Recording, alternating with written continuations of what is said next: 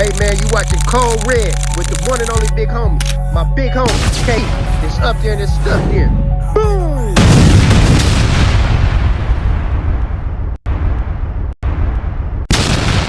Hey, what's up?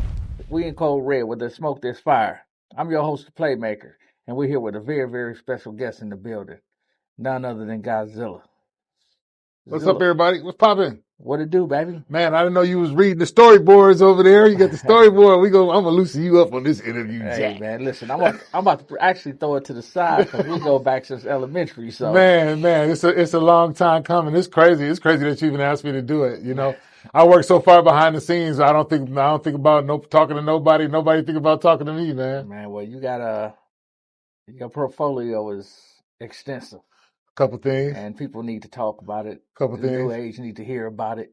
Dig it. So I got some in-depth questions I want to ask you. Are you ready? Let's do it. Let's get right to it. All right. So Zilla. Yes, sir. Man, I want to take it back in the day. I remember when you first found your love for music. You went to North Division High School.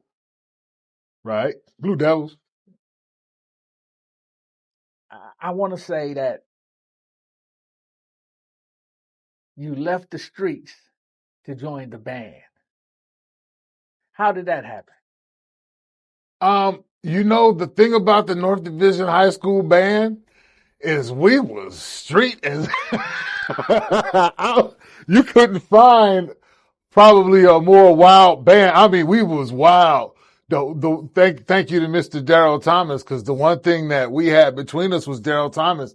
If it wasn't for dude, man, we would have all been all bad. It was the only reason we came to school was from band class. Oh, so y'all was more like Parliament Funkadelic then, huh? No, we was more like just some scary little wild ass kids that somebody needed to do something with. That was King Kenny and the Live at 85 productions ended. We didn't have nowhere else to go. No doubt. You know, so, but I mean, yeah, being them young wild kids, man, at the time, and we was a world champion marching band, but we was wild. And I mean, like, you talk about a band that'll jump you. A marching band. Yeah. They're like, what up, cuz? That's what I'm saying. You know, you was fresh off the streets, man. Yeah, no, we would literally, dog, I'm going to tell you. So high school for me, this is, I talk to people about high school, and this is how not challenging school is for our kids, unfortunately. I learned in high school, bruh, that if I never went to class and got a U for the whole semester, but I got an A on the final, that they had to pass me. I quit going.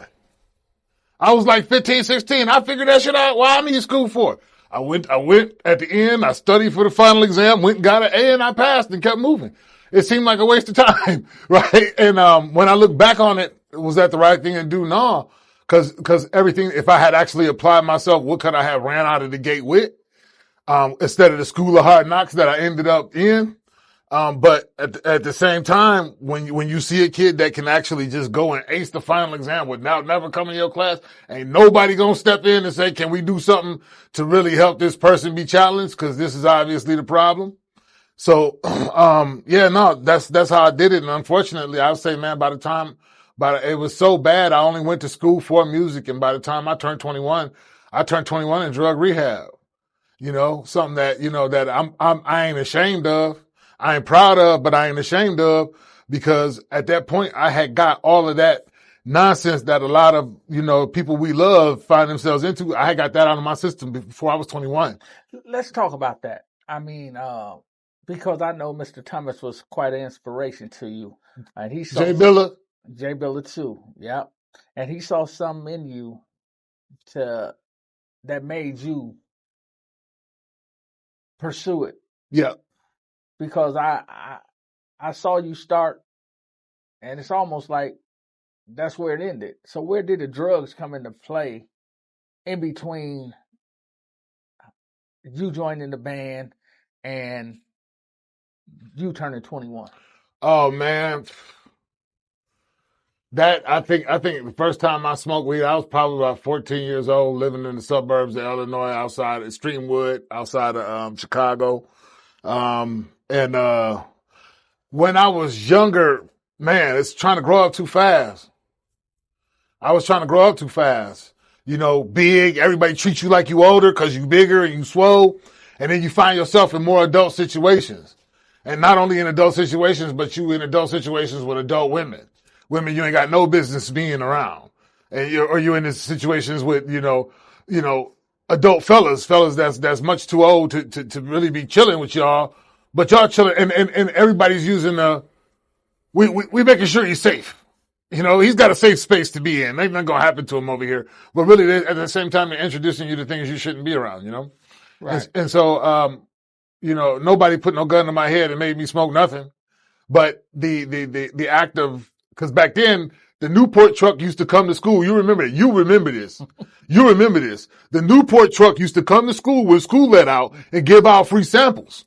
When I first started, before I went to North, my first semester in high school, I went to Custer. And Custer's courtyard and it's now Obama now. Custer's courtyard was a smoking courtyard. So here I am. I'm the youngest kid in school, but I'm big. I'm trying to look as old as the rest. So here I am. I'm starting to smoke cigarettes with the kids out in the yard to look older.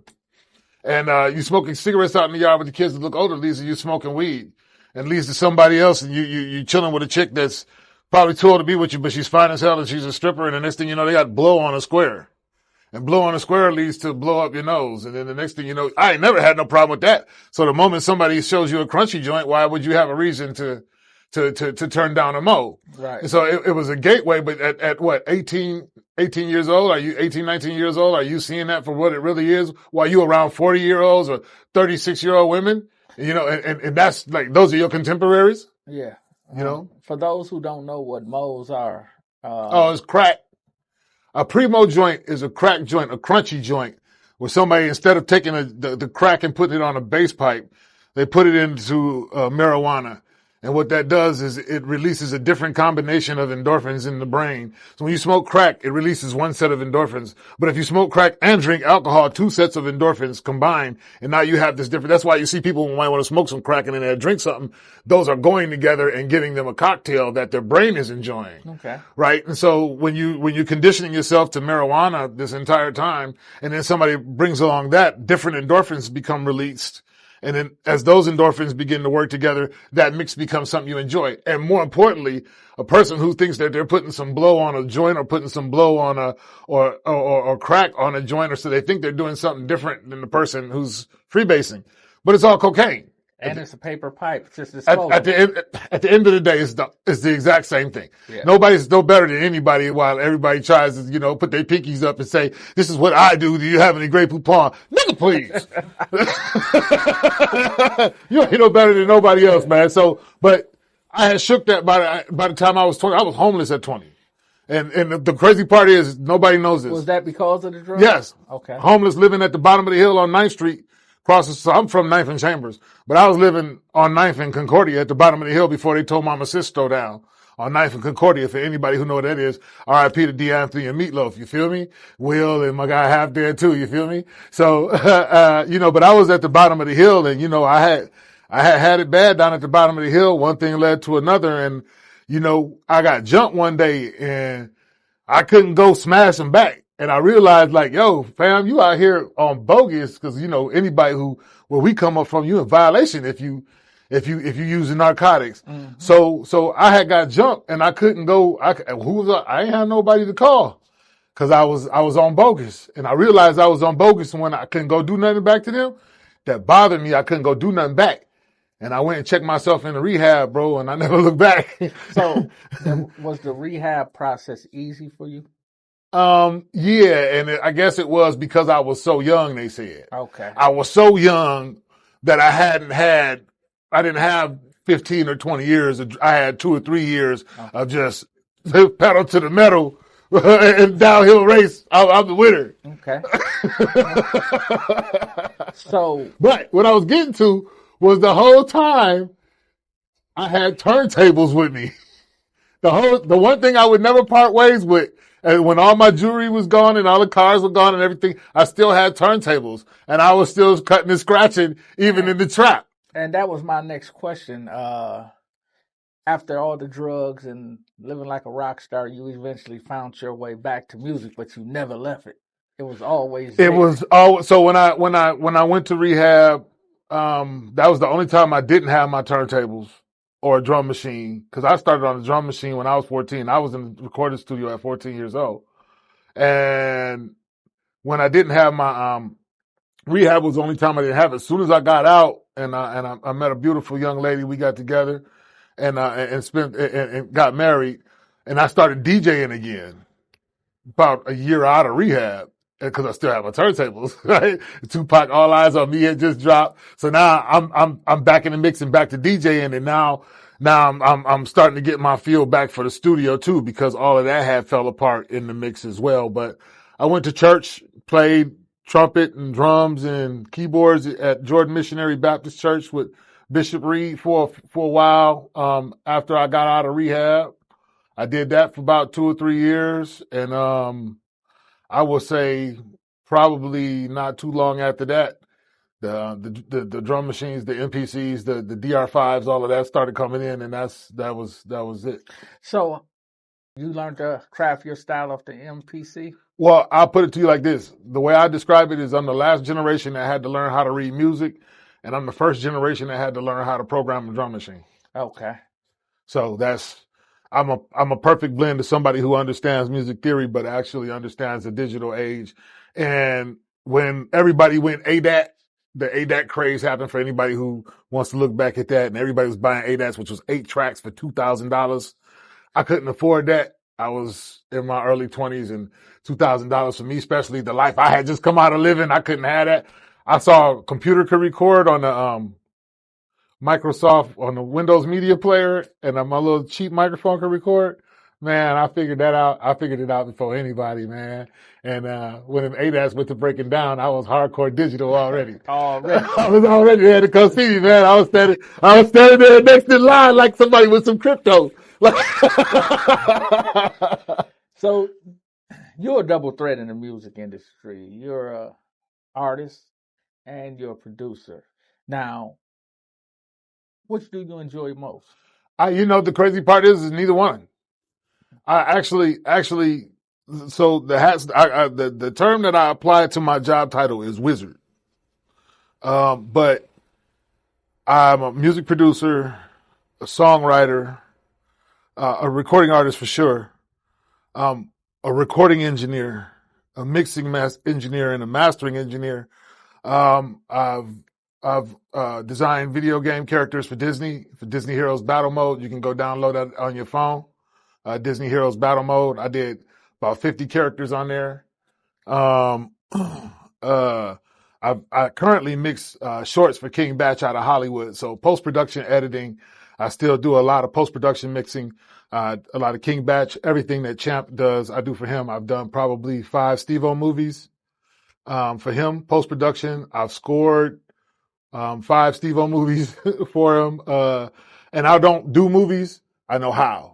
So Steve-O, I like Steve-O. I love what Steve-O does. So if Steve-O asks me to do something, I do it. If anybody asks, I don't do those things, but I know how. And currently, my master's degree is in entertainment business. I have a associate's in recording, a bachelor's in entertainment media, which is the media of entertainment and how it gets disseminated and how to watch platforms and what's on the rise and how to keep pace. And then I have my traditional entertainment business master's degree. Okay. So this is a 2-part question. Sure. The first part is when it comes to producing and making a beat, what do you call your style of production? Because it's different from what anything else I've heard. Right. I don't care. I don't have a style for it. And if you have something you wanted to add, my assistant's with me, Corey is with me. If you have anything you want to add, it's what it is, bro. They asked John Lennon if the Beatles listened to the Beach Boys' Pet Shop sounds before they went and made Sgt. Pepper's Lonely Heart Club. And then he's asking, like, do you think, Leonardo da Vinci went and looked at the Sistine Chapel before he went and did what he was?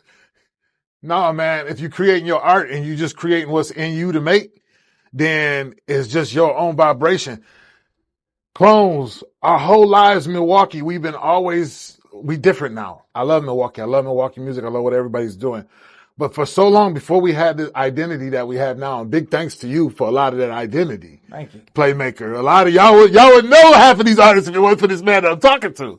You know, Milwaukee spent a lot of time trying to sound like everybody else. And it took me actually talking to Slug from Atmosphere. When I got a chance to sit down and talk to him, how did he feel about people trying to sound like Atmosphere, but they weren't Atmosphere? You know, and he's like, you know, you have to emulate what you like before you can actually become yourself. So for years, I spent years trying to emulate the people I like, the Dr. Dre's, the DJ Quicks, the Timberlands, the Manny Freshes. And now I'm at a point where I don't listen to nothing. Somebody usually calls me and they say, hey dog, the hook go like this. Or they leave me a voicemail, or they come and sit next to me and they sing something, or they spit the verse, and then we make the beat from scratch. Before the internet, if you wanted to make a record, if you was going to be on the song and you was part of the crew, you had to go to the studio. Now, we had these rap crews that had 5 or 6 people in them, and you say, well, why was such and such only on 2 or 3 songs? He wasn't coming to the studio. If you wasn't there, you wasn't on a song, and once we put the verses on the song, it was it, right? So when we lived in that world where we actually had to come together and make those songs, the energy was different. It wasn't me by myself making the beat in the corner. It wasn't somebody off writing a rap in the corner trying to find a beat somewhere. The shit was made for each other. So people usually sing, including the stuff that I did on the Cow album, the stuff that the recovery, they sing how they feel to me, and then we go from there. The Andrew Green Blues album, Steve-O wrote all of those hooks, and Steve-O was calling me, just leaving hooks on my voicemail. It's a celebration, that time of year, ain't nothing but family and love here. So me and Homer Blow and TK and Baby Drew did that record, and they it's a good summer song. Absolutely. Right? So we making records because people have that. The other side of it is, though, that I do listen to the streets. So, sonically, I'm still in the materials that they're using, but I'm just not putting them together the way they're putting them together. So I need that 808. I need that clap. I need that snare drum, that really tight 808. But I also, when I need that, I need to make sure that I'm trying to get Fred Wesley from the JBs on the trombone in the back of it too. So it's a real wide thing come together. Okay. So the second part of this question is, I remember you moved on and started teaching music. Right, recording. Right. You started teaching recording. A kid from 9th and Chambers. Yep. Ends up in Madison, at Madison Media Institute, teaching recording, and Pro Tools certified. And I started as a adjunct instructor, and I ended as the dean of student services. So I went from student, because me and Champ went to school together, and we went out there, but I had known a lot because I had 20 years in recording before I actually got out to the school. And when I graduated, I was going to move to California, but it was like, we'll stop here for a minute and work at the school. So I spent 6 years there. I taught Pro Tools, I taught studio recording, a couple Logic classes, a little bit of sound design, a little bit of music history, and then a lot of school administration work. I did a lot of administration from building admin all the way down for the whole school. It's now closed. And 2015, I left there and moved to California. Me and Champ moved to California in 2015. Okay. Now, Zilla, recently I seen you work with Cuckoo Cow on some new projects. How did that turn out? It turned out okay. I think we achieved the desired effect.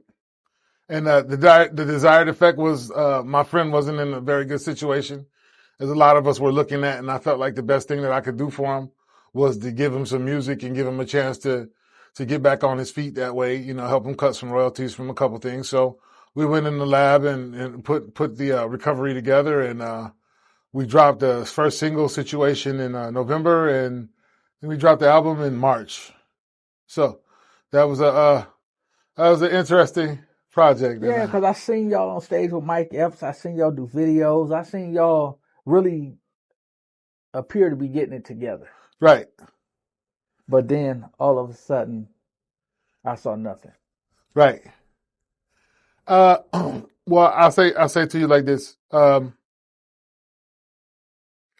We all know my brother has his issues that he goes through. The toughest thing I think to deal with on that project was we started very, very, very strong. The first 3, 4, 5 songs, and artists do this a lot, where it's time to get into a project, they get excited, and it's a big deal, and they gung ho, they beating the studio up, they knocking it out. But by the time you get to song 10, like that, you're really chasing the artist around. Mm-hmm. And then when you start to look at some of the issues that homie might have, some of the things that he might have been wrestling with, it caused him to be gone from the situation for weeks and months at a time. So we started that project in like August, and I said we needed to do this in like 2 months. So in November, I wanted to be ready to run, but the holidays came, and his way of life was his way of life, and he's gone. And you got this plan that you put together around artists, and you have this plan that you put together around artists, and you got your momentum, you got your grind, you got your thing happening, and then all of a sudden artist disappears. Well, artist comes back a month later or 2 weeks later or a week later, and it's like, okay, I'm ready now. And it's like, yo, that was last week. Like, what do you mean you're ready now? And it's funny because a lot of times when people go and they're lifing or whatever their situation may be, they come back and expect like everything just had waited for them to come back. And Mike, you, as somebody who's self-made in this, if the bottom falls out tomorrow and all of this just goes away and I don't have an SSL and a nice, beautiful studio and all this other stuff, dog, I got these. These right here, man. I'm finna lay hands on anything and go make some money. You can't stop what's here. You can't stop what's here. You can cut them off, and I'll still beat the piano with my head. I might break it because I got a big head, but I'll still beat the piano with my head. You know what I mean? And so you can't stop. You'll never stop me from making money. You can never stop me from making money. You can never stop for what I know about engineering, what I know about recording, what I know about marketing and moving and showmanship and all these other things. I'll always be able to make some money. So when something like Cal that I'm really banking on, or really want to see do well isn't moving at the speed that I want it to move at, then I have to figure out how am I finna feed myself? Cause this is money. I own the studio. I own the beats. I own the video cameras. I own all of these things to make all of these things. It's a record deal.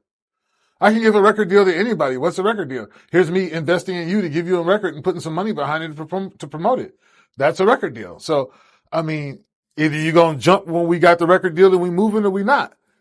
We did fortunately finish the album. And what the desired outcome was the desired outcome. Cal moved out of Milwaukee. He's now, I think he got some publishing deal and some other stuff he's got going on for him. And, I wish him the best with that. And, Milwaukee Motor Channel. And, this has been meteoric. And that's the next question. What's next for Godxilla? This right here, the Milwaukee Motor Channel. I started it a month ago. And we're on week 5 of delivering content. And right now our TikTok followers are at 3,200 in a month. And I think we're doing about 3,000 subscribers on YouTube in our first month. I just left the Rick Ross car show this weekend, filming cars. Got a couple good shots of Rick Ross. Got him in the camera a little bit for the Motor Channel. Follow my man, Living Legend Ty, down there. So the Milwaukee Motor Channel is built off 3 builders. Jesse Black from Jesse's Hog Pen, Cycle and Rod Shop on 30th and Fond du Lac. Michael Cooper from Heavy Hangers, and Living Legend Ty from Level Up Auto Body. I really follow these 3 guys as they build and they put people's vehicles and stuff together for them. I really follow all of those around. And then I'm going to car shows and I'm filming cars and letting people talk about their cars for the channel for me. And it's just been, if you have ever seen these numbers with a rapper, if you could have ever seen these numbers with a rapper in 1 month, This rap, you would pour everything into the rapper. The best part is that I don't have to deal with the rapper. Yeah. I don't have a rapper that I have to deal with. So Godzilla, man, we definitely got to do a part 2. Okay. Because like I said, we got so much more to cover. Oh yeah, no, yeah, we got. Yeah. So thanks for coming to the platform. Code Red, that's Godzilla. I'm the Playmaker, and where there's smoke, there's fire. We out.